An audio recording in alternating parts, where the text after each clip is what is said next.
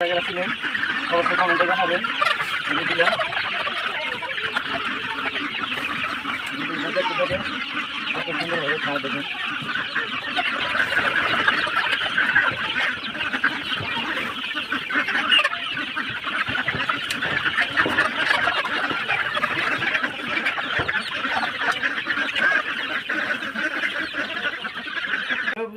আসসালামু আলাইকুম। এই যে দেখেন ফার্মে কি করে লাভ করতে হয় আজকে আপনাদের শিখিয়ে দেই।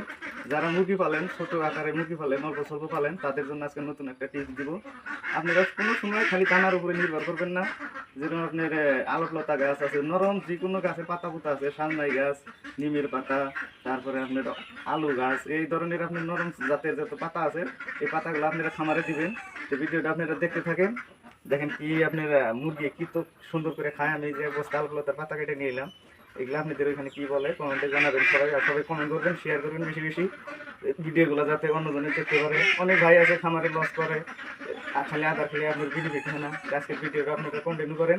দেখেন আমি মুরগি দেই কি সুন্দরভাবে খায়।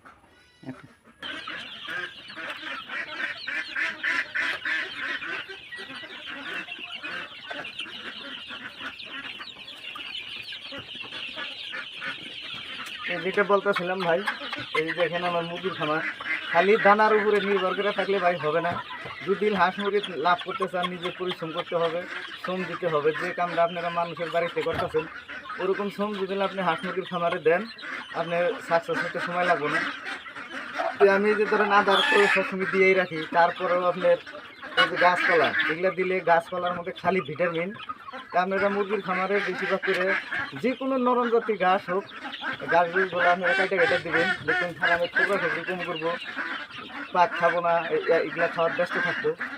তো ভিডিওটা কীরকম হলো সবাই কমেন্টে জানাবেন, আর বেশি বেশি করে শেয়ার করে দেবেন। আর নতুন হলে সবাই একটু সাবস্ক্রাইব করে নেবেন।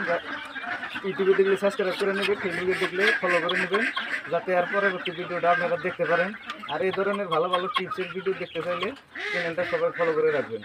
এই যে দেখেন এখন কত সুন্দর করে খায়, ভিডিওটা দেখতে থাকেন।